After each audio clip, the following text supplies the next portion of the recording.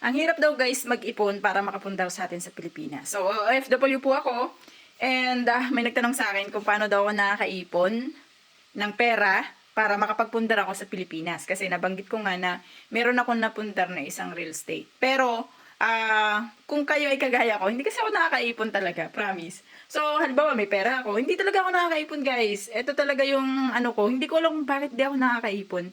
Nahihirapan ako mag-ipon kasi may mga cases minsan na parang kapag humingi sa'yo, maaawa ka din talaga. Halimbawa, syempre, yung family natin, may humingi sa'yo, maaawa ka na hindi rin magbigay. And then, pag nailabas naman yung pera, hindi mo sure kung mababayaran din kagad. Minsan, nagagamit, di mo na alam kung saan napupunta yung pera mo. Which is siguro most na sa ating mga OFW, same ko ng senaryo. Ang hirap po talaga mag-ipon, promise.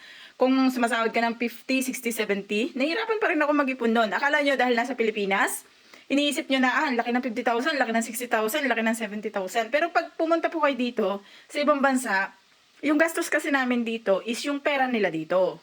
So, kung kahit sumasahod kami na 50 or 60,000 sa ibang bansa, kakaltas pa kami doon ng pambudget namin sa sarili namin. So, sabihin natin may natira sa akin 40. So, 40 na lang. Sabihin natin ganun. So, yung 40, hirap na hirap pa rin ako mag-ipon. Kunyari, nagpadala ako sa amin ng 15,000. Hirap na hirap pa rin ako mag-ipon. Ba't nga ba ang hirap mag-ipon? Diba? Which is, ako kasi talaga, sa totoo lang, minsan yung pera mo, hindi mo alam kung saan napupunta.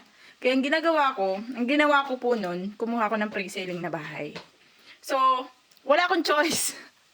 Guys, wala akong choice kundi yung pre-selling na bahay, every month kailangan ko siyang bayaran. Every month may equity. And then, yun, hanggang sa natuto ako na, ganun pala. Kasi pag yung pera, hawak natin, nauubos talaga siya, hindi natin alam kung bakit. Pero kapag meron kang binabayaran kasi, hindi mo na mamalayan na naubos yung pera, pero meron kang binabayaran. So after ko, sabihin natin 7 years after, nabayaran ko siya sa bahay. And then, nung nabayaran ko si bahay, gusto ko siya iparenovate. Alam niyo, hindi ako makaipon ng pamparenovate. So, anong ginawa ko? Nangutang po ako sa bangko. Nangutang ako sa bangko as OFW. And then, yun yung ginamit kong pang-renovate dun sa bahay. So, every month, nagbabayad pa rin ako sa bangko. Pero yung bahay, naparenovate ko siya.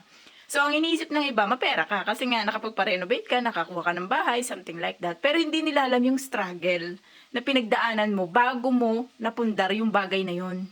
So, kailangan mo talagang kumapit sa loan. Ako, kumapit ako sa loan kasi nga, unang-una hindi talaga ako makaipon. Pangalawa, hindi rin talaga kaya ng sahod ko na makaipon ng malaki. So, kung maghihintay ako, sabihin natin na every month makaipon ako ng 10K. Kunyari, sa 10K na lang, no? 10K na ipon ko. So, kung nakapagpa-renovate ako ng worth 700,000, imagine niyo kung ilang taon kong bubunuin ng pag-iipon yun. Yung 700,000. Which is, kung pwede naman ako mangutang sa bangko. So, ganun yung ginawa ko. Nangutang ako sa bangko, tapos pinagawa ko yung property. Ngayon, may utang ako sa bangko. May loan ako sa bangko. Pero, ang kaibahan, yung niloan ko sa bangko, di ba, pinagpagawa ko ng property. Meron na dong umuupa. So, magkano ang inuupa nila monthly? So, naupa sila ng almost 10,000 pesos. So, yung 10,000 pesos na yun kasi kakaltasan ko pa siya ng wifi. So, sabihin natin nasa 8,500 ganun, something like that. So, yung 8,500 na yun, katulong ko na yun para magbayad sa akin doon sa nautang ko sa bangko. So, ganun yung ginawa ko kasi hirap talaga ako makaipon. Siguro same tayo ng scenario or may similarity na ganun, mahirap makaipon. So, ganun, baka sakali na makatulong sa inyo, baka sakaling magustuhan nyo. Yun, baka sakali lang na gawin niya rin. So, ganun kasi yung ginawa ko para lang makapagpundar ako. And then, yun. Pagka kasi nakapundar ka na, pag nasimulan mo na, magiging, ano na sa'yo, parang magiging common na, magiging normal na sa'yo na magbayad monthly.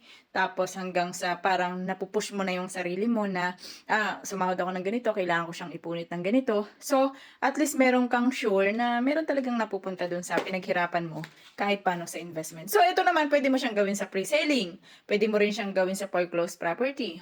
Or pwede ka rin kumuha ng lupa na 3 years to pay, something like that, para lang maipunit mo sa pinaghirapan mo yung yung pera. So, mahirap, pero kaya kung gusto. So, yun.